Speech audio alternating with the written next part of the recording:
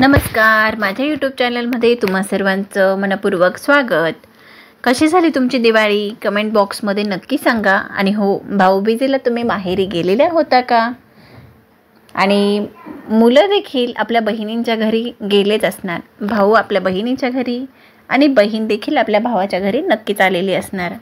तर आज आपण ह्याच विषयावर बोलणार आहोत।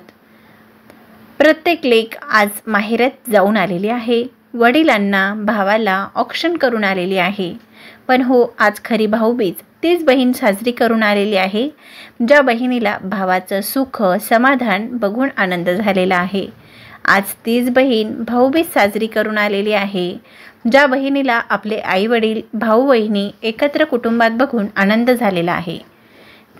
भाऊबीज साजरी करणारी जी बहीण माहेरी भावाभावातले वाद मिटवून समजून सांगणारी असेल, आई वडील भाऊ भाऊजाईमध्ये वाद झाले तर खऱ्याची बाजू घेऊन स्पष्ट परखडपणे बोलणारी असेल, आज त्याच बहिणीने हक्काने भाऊबीज साजरी केलेली असेल। दुसऱ्याची मुलगी सांभाळताना आपलेही आई वडील चुकतात आणि सासू सासऱ्यांची जबाबदारी पार पाडताना ती सूनसुद्धा चुकली असेल, तर अशा वेळी ज्या बहिणी योग्य भूमिका घेऊन दोघांनाही समंजसपणे आपलं मत मांडून माहेरचे मतभेद मिटवण्याचा प्रयत्न सफल करू शकतात, त्या बहिणीच हक्काने भाऊबीज साजरी करतात, नाही का? माहेरच्यांची वादविवाद लांबून बघून मजा घेणारी बहीण कधीच सुखी राहू शकत नाही। भावाभावात भांडणं लावून मजा घ्यायची, माहेरच्या गोष्टीत नको तिथं नाक खुपसणं, स्वतःच्या घरात काय चाललं आहे यापेक्षा माहेरी भाऊजाईचं काय चाललं यात बारकाईने लक्ष घालणं, आईबाप कितीही चुकले तरी आईबापाची चुकी बाजू घेणं, हे ज्या बहिणीने नेत्रसुख घेतलं तिचं माहेरपण शेवटपर्यंत कधीच टिकू शकत नाही। लेक माहेरी यायची म्हटल्यावर फक्त आईबापालाच नाही तर तुमच्या भाऊ बहिणी भाऊजायांनाही तितकाच आनंद झाला पाहिजे। तुमच्या स्वागतासाठी पायाजवळचा विचार करण्यापेक्षा दूरचा विचार करा। आई वडिलांनंतर जर माहेरपण टिकवून ठेवावं वाटत असेल तर माहेरी तुमची भूमिका योग्य असलीच पाहिजे। आज भाऊबीज झालेली आहे, ज्या भावा बहिणीचा आनंदाचा सण साजरा झालेला आहे जगभर, पण आज कित्येक घरात कित्येक बहिणींमुळे हा सण कित्येक घरात साजरा होत नाही आणि चुकीच्या निर्णयांमुळे कित्येक वेळा बहिणीसुद्धा माहेरपण हरवून बसलेल्या आहेत।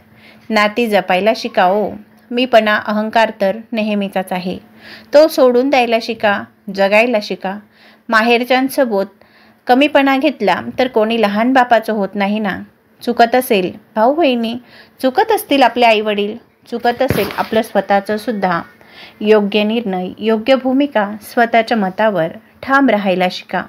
आज नाही समजलं तर भविष्यात त्यांनाही समजेल तुम्ही चुकीचे नव्हते, पण तुम्ही स्वतः चुकीचेच असाल तर माहेरच्या घरातून तुम्ही कायमचे बाहेर फेकले जाल।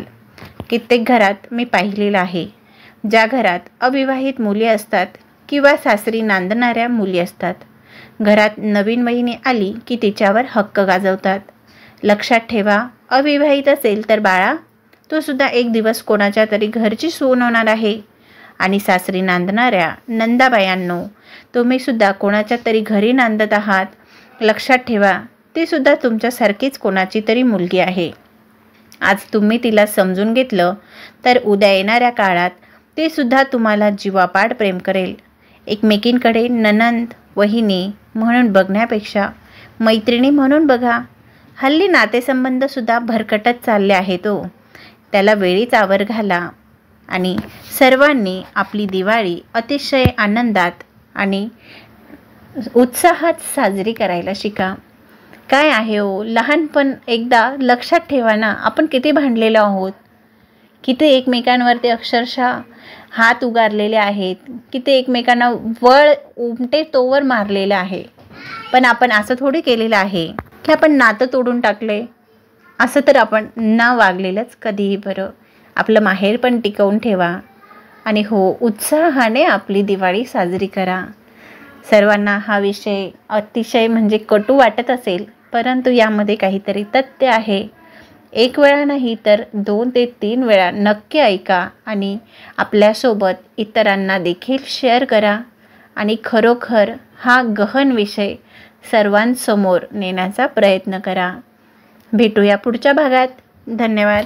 तोपर्यंत खुशाल रहा, मस्त रहा आणि माझा व्हिडिओ आवडला असेल तर लाईक करा, शेअर करा आणि सबस्क्राईब करायला मात्र विसरू नका. धन्यवाद.